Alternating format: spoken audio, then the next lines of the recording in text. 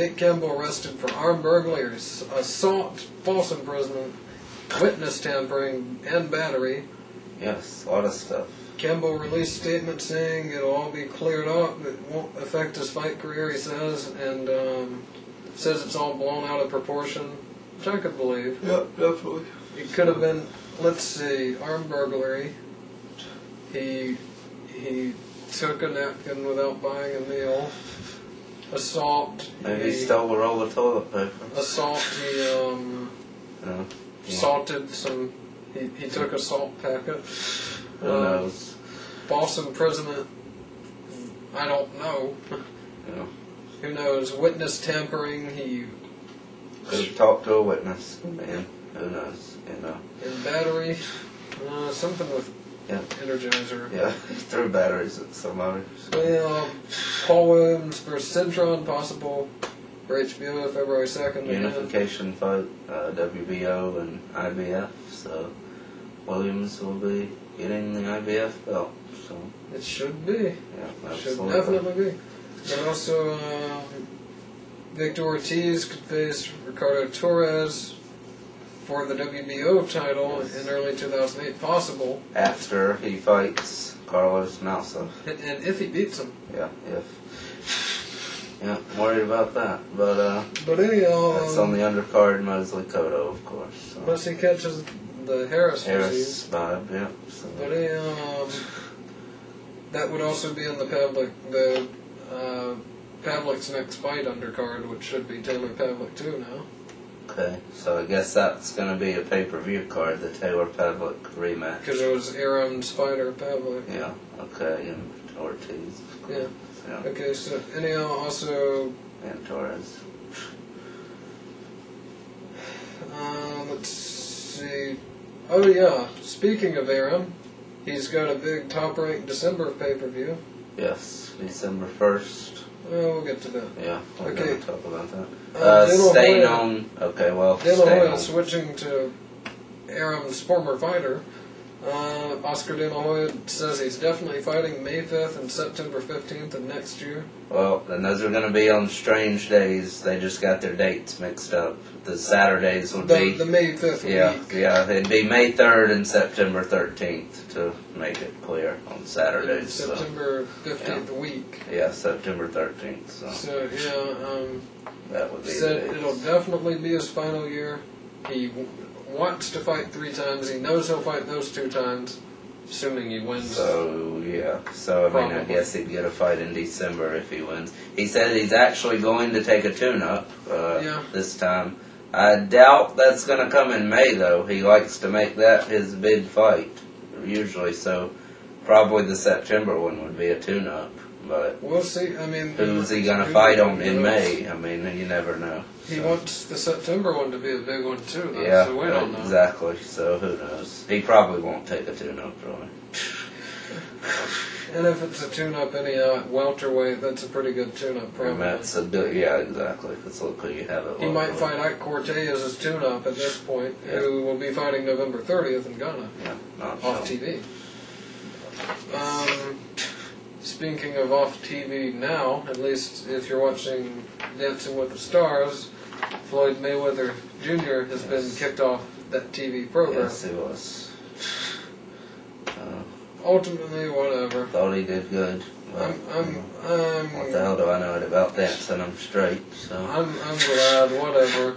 Yeah. This gives him more time to focus on Hatton. I mean, I'm not very upset. I'd be more pissed if he did this and lost Hatton to have it as an excuse. Absolutely.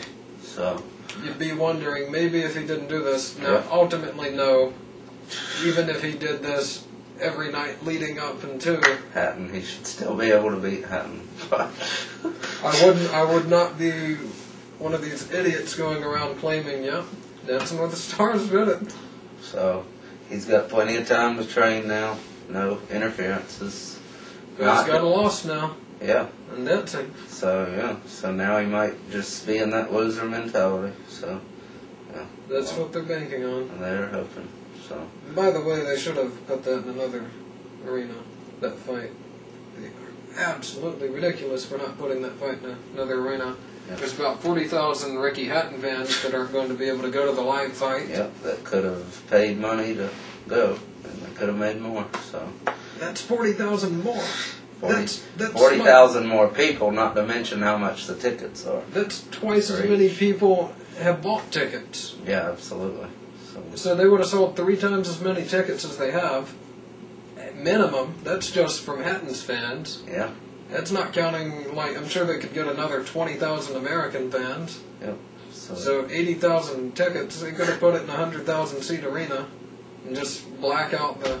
Yeah, and who's to say they wouldn't have even filled it? It wouldn't have even filled that. Yeah, exactly. And speaking of large numbers, De La Hoya versus Mayweather. Even bigger than they thought. So even bigger than anyone thought. Yes. Mayweather's final numbers are in.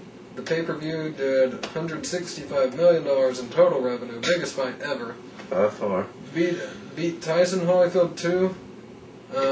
It beat at 2.4 million buys to 1.99 million. Yep. Now I will say this. I want to point this out.